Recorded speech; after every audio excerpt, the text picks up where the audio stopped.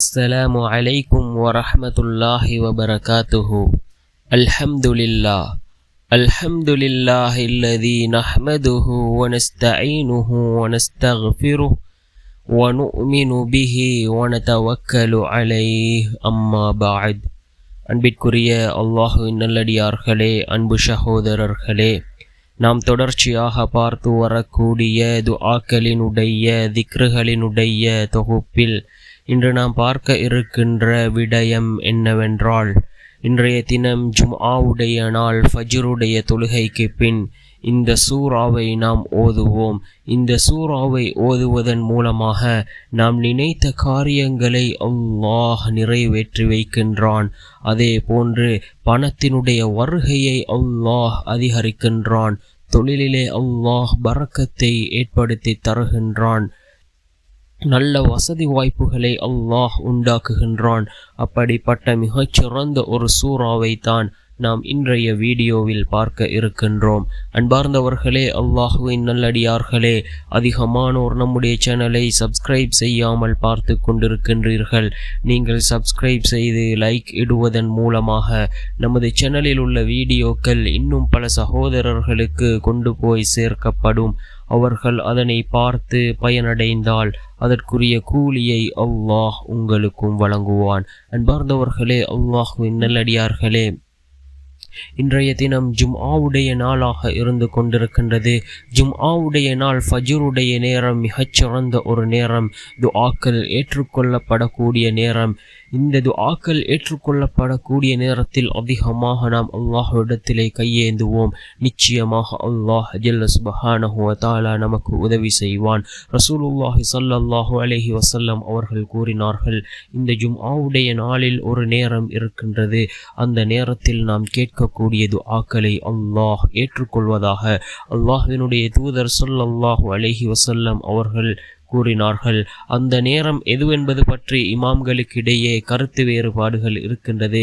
ஆனால் சில இமாம்களுடைய கருத்து ஃபஜ்ருக்கு பின்னால் உள்ள நேரம் என்பதாகும். அன்பார்ந்தவர்களே, இந்த நேரங்களில் நாம் அதிகமாக அல்லாஹ்விடத்திலே துஆ கேட்போம். ஏதோ ஒரு நேரம் துஆக்கள் ஏற்றுக்கொள்ளப்படக்கூடிய அந்த நேரமாக இருக்கும். அந்த நேரத்திலே நாம் கேட்டால் நிச்சயமாக அல்லாஹ் நம்முடைய துஆக்களையும் ஏற்றுக்கொள்வான். அன்பார்ந்த சகோதரர்களே, அல்லாஹ்வின் நல்லடியார்களே, அல்லாஹ் ஜல்ல சுப்ஹானஹு வ தஆலா தன்னுடைய குர்ஆனிலே 114 சூறாக்களை அல்லாஹ் வைத்திருக்கின்றான். அதிலே ஒவ்வொரு சூறாக்களும் ஒவ்வொரு சிறப்புகளுக்குரியதாக இருந்து கொண்டிருக்கின்றது. ரசூலுல்லாஹி ஸல்லல்லாஹு அலைஹி வஸல்லம் அவர்கள் ஒவ்வொரு சூறாக்களுக்கும் அதனுடைய சிறப்புகளை கூறியிருக்கிறார்கள். இந்த ஜும்ஆவுடைய நாளில் ரசூலுல்லாஹி ஸல்லல்லாஹு அலைஹி வஸல்லம் அவர்கள் சூரத்துல் கஹ்ஃபை ஓதுவதை வழமையாக்கி கொண்டிருக்கிறார்கள். அதாவது ஜும்ஆவுடைய நாளில் சூரத்துல் கஹ்ஃப் ஓதுவது சுன்னத்தாக இருந்து கொண்டிருக்கின்றது. அதே போன்று தான் அல் குர்ஆனிலே இருக்கக்கூடிய ஒரு சூரா தான் சூரத்துல் பலத். யார் இந்த சூரத்துல் பலதை ஒவ்வொரு நாளும் ஓதி வருகிறாரோ அல்லாஹ் ஜல்ல சுப்ஹானஹு வ தஆலா அவர்களுடைய வாழ்க்கையில் வசதி வாய்ப்பை அல்லாஹ் உண்டாக்குகின்றான். அவர்களுடைய தொழிலிலே அல்லாஹ் பரக்கத் செய்கின்றான். சந்தோஷமான வாழ்க்கையை அவர்களுக்கு அல்லாஹ் வழங்குகின்றான். அவர்கள் நினைத்த காரியங்களை அல்லாஹ் பூர்த்தி செய்து கொடுக்கின்றான். இந்த சூரத்துல் பலதை யார் நம்பிக்கையோடு ஒவ்வொரு நாளும் ஓதி வருகிறார்களோ அவர்களுக்கு. அன்பார்ந்தவர்களே, அல்லாஹ்வின் நல்லடியார்களே, இன்றைய தினம் ஃபஜ்ருடைய தொழுகையை தொழுதுவிட்டு இந்த சூரத்துல் பலதை நாம் ஓதுவோம். மிகச்சிறந்த ஒரு சூறாவாக இந்த சூரத்துல் பலத் இருந்து கொண்டிருக்கின்றது. இப்பொழுது நாம் இந்த சூரத்துல் பலதை தர்ஜுமாவுடன் பார்ப்போம். அதாவது அதனுடைய தமிழ் அர்த்தங்களையும் பார்ப்போம். நாம் தமிழ் அர்த்தங்களை உணர்ந்து ஓதுகின்ற பொழுது நிச்சயமாக அல்லாஹ் இந்த சூறாவின் மூலமாக ஏதோ ஒரு பிரயோசனத்தை அல்லாஹ் நமக்கு வழங்குவான். அன்பார்ந்தவர்களே, அல்லாஹ்வின் நல்லடியார்களே, இந்த சூரத்துல் பலத் இருக்கின்றதே மக்காவிலே இறக்கி வைக்கப்பட்ட ஒரு சூரா. 20 வசனங்களை கொண்ட ஒரு சூறாவாக இருந்து கொண்டிருக்கின்றது. பிஸ்மில்லாஹிர் ரஹ்மானிர் ரஹீம். அளவற்ற அருளாளன் நிகரற்ற அன்புடையோன் அல்லாஹ்வின் பெயரால் ஆரம்பம் செய்கின்றேன். லா உக்ஸிமு பிஹாதல் பலத். இந்நகரத்தின் மீது நான் சத்தியம் செய்கின்றேன். وَأَنْتَ حِلٌّ بِهَذَا الْبَلَدِ. நீர் இந்நகரத்திலிருந்து சுதந்திரமாக தங்கியிருக்கும் நிலையில் ووالد وما ولد பெற்றோர் மீதும் பெற்ற சந்ததியின் மீதும் சத்தியமாக لقد خلقنا الإنسان في كبد திடமாக நாம் மனிதனை கஷ்டத்தில் உள்ளவனாக படைத்தோம். أيحسب أن لن يقدر عليه أحد ஒருவரும் தன் மீது சக்தி பெறவே மாட்டார் என்று அவன் எண்ணிக்கொள்கிறானா? يقول أهلكت مالا لبدا ஏராளமான பொருளை நான் அளித்தேன் என்று அவன் கூறுகிறான். أيحسب أن لم يره أحد தன்னை ஒருவரும் பார்க்கவில்லை என்று அவன் எண்ணுகிறானா? அலம் நஜ்அல் லஹு ஐனைன் அவனுக்கு நாம் 2 கண்களை ஆக்கவில்லையா? வலிசானன் வஷஃபதைன் மேலும் நாவையும் 2 உதடுகளையும் ஆக்கவில்லையா? வஹதைனாஹுன் நஜ்தைன் அன்றியும் நன்மை தீமையாகிய 2 பாதைகளை நாம் அவனுக்கு காண்பித்தோம். ஃபலக்தஹமல் அக்ப ஆயினும் அவன் கணவாயை கடக்கவில்லை. வமா அத்ராக மல் அக்ப நபியே, கணவாய் என்பது என்ன என்பதை உமக்கு அறிவிக்கும்.